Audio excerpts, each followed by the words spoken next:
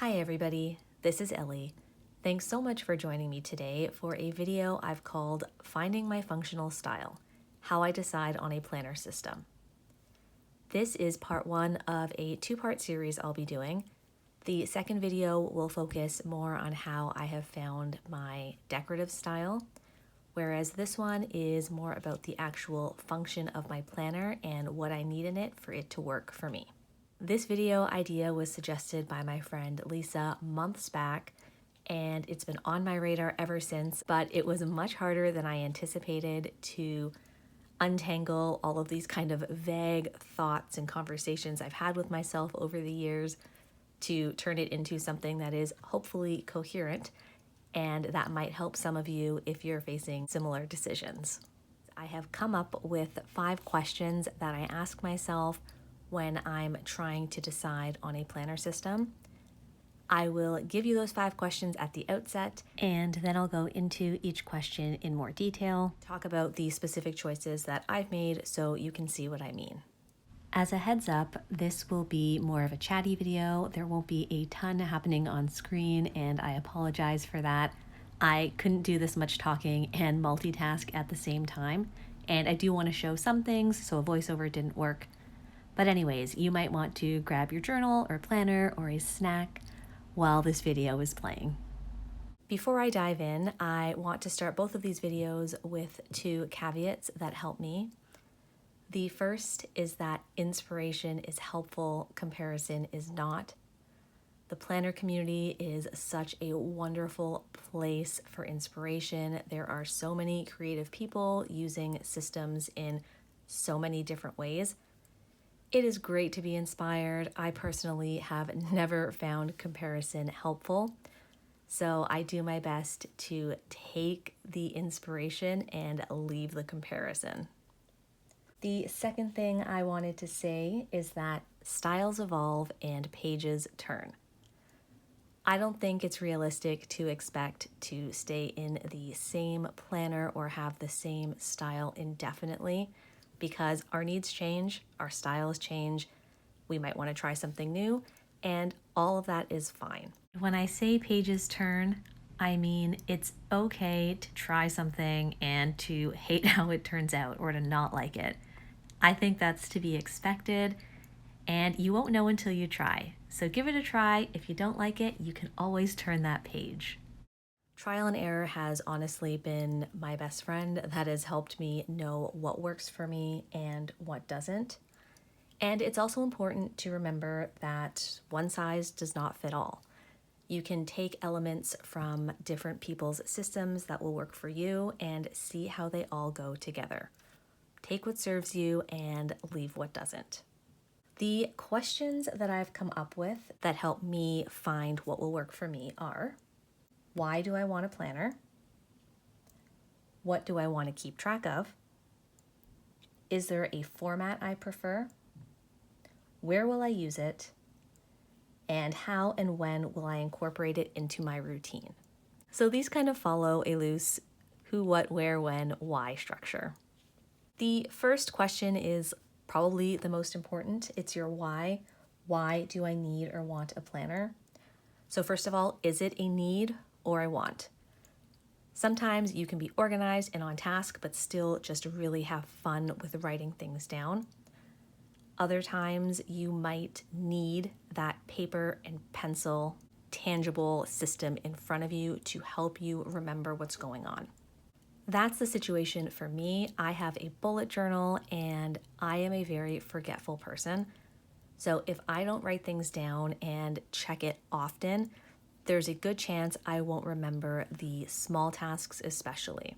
And that's another thing to consider. Do you need an overview of the bigger tasks, or do you want something that has the small nitty-gritty daily tasks that can slip your mind or you can just procrastinate on? Or maybe a combination of both. Personally, I have everything in my bullet journal because, like I said, memory is not great, and I find it helpful to see everything that is coming or that I want to get done.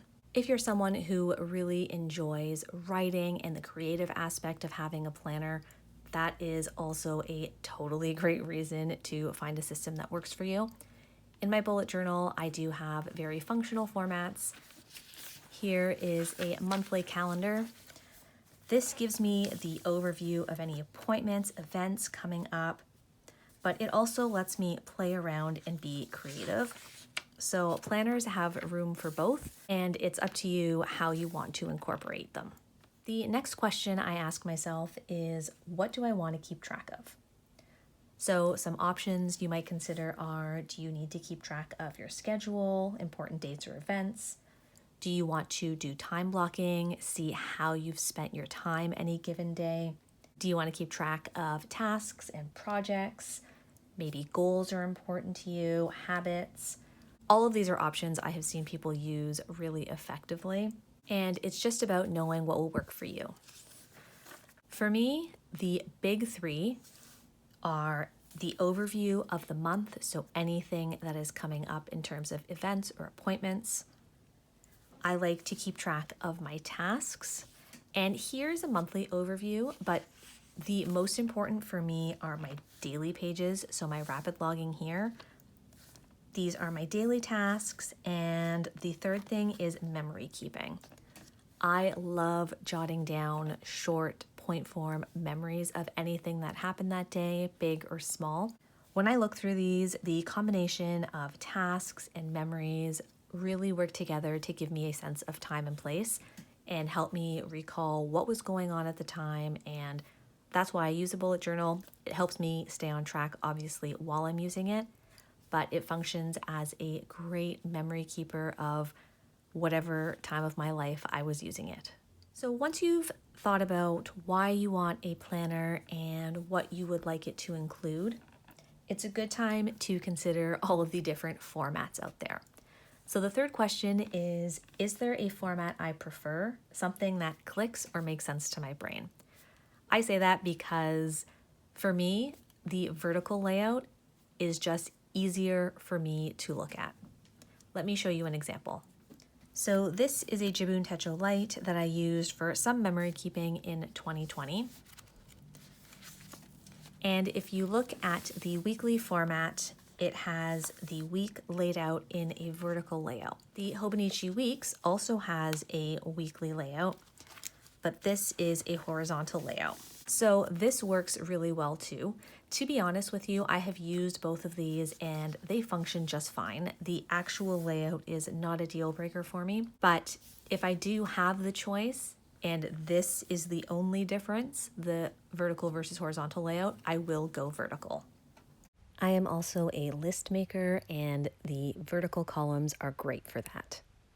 When you're thinking about format, you might want to consider if it starts on a Monday or a Sunday. Same with the calendar views. The size is obviously important as well. So this is a B6 Slim. This Hobonichi Weeks is its own size. Beneath it, I have my A5 bullet journal. We've got the Hobonichi Cousin, which is also an A5 and has a vertical weekly layout. You might consider if you want a timeline, if you're somebody who is interested in time tracking. That has never been a priority for me because even with my job as a supply or substitute teacher, I don't need to track my time. I know that the school day is being spent in the classroom and then I have classroom plans for that. But I know for some people with their work especially, it helps to have the specific time blocks that they're spending on different areas visible and marked out, so that could be a priority for you. The Hobonichi Cousin has a weekly layout, which does have a timeline. It also has the daily pages, which have a section here that you can use for time tracking as well. There is no preset option here for time tracking. The Jibun Techo does have one in their vertical layout, so there are options. And another option, instead of going for a pre-made planner, is to go for some version of a bullet journal.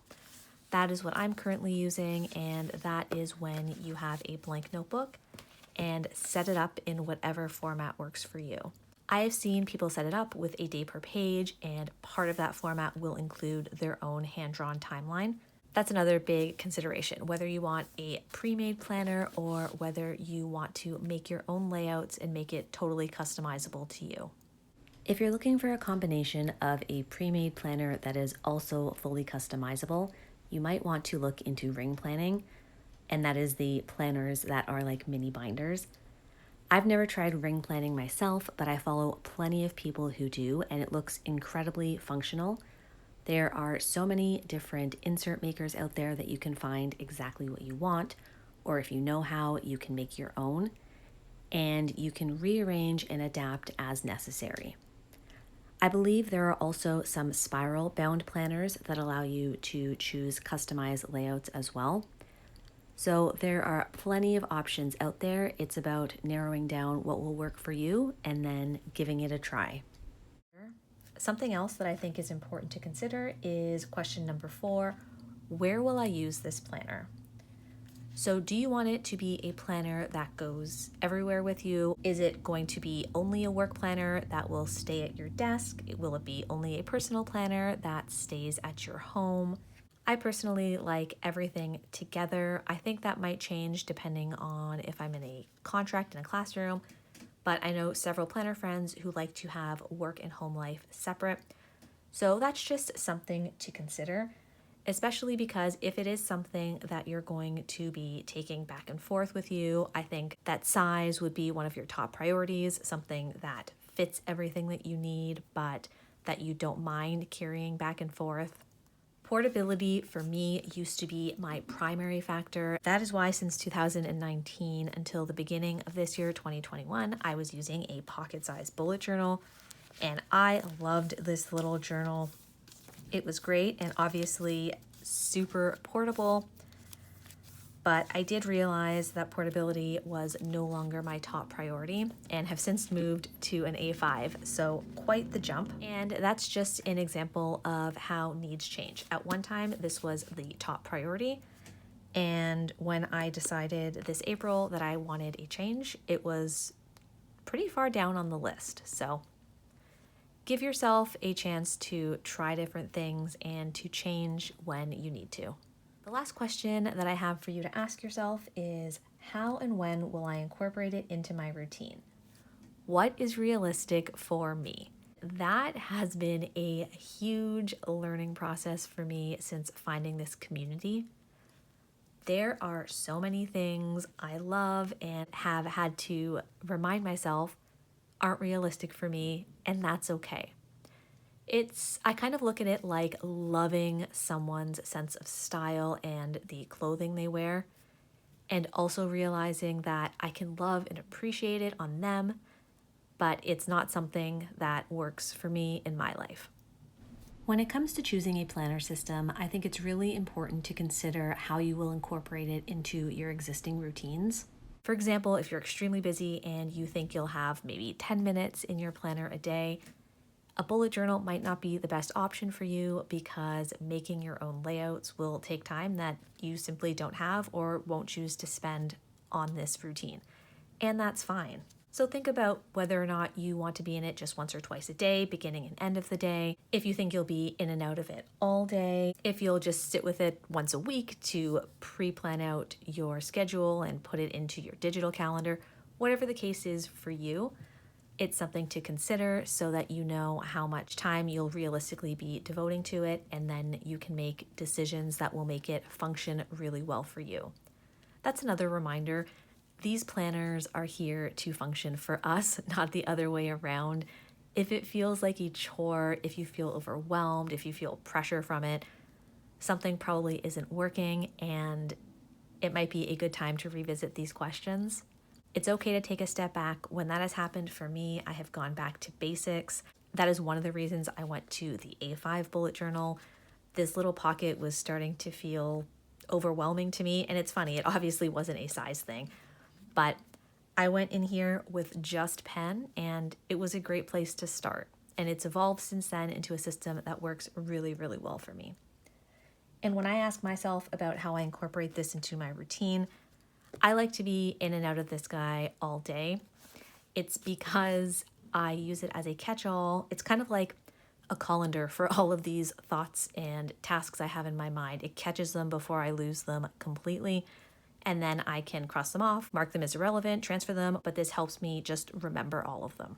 That being said, I do have a lot of time right now to focus on my planner. I have not been teaching regularly because of the pandemic, so this could change for me. I could have less time for it, and then I would need to make an adjustment.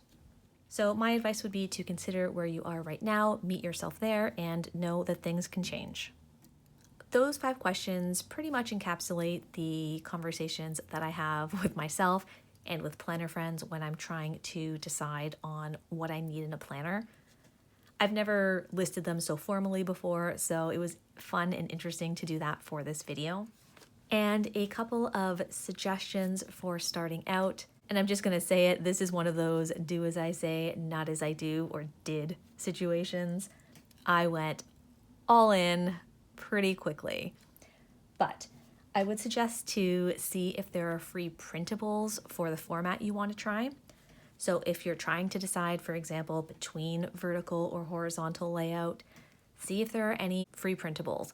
A lot of shops that design inserts for ring planners will have Facebook groups that have free printables, so those are a great resource.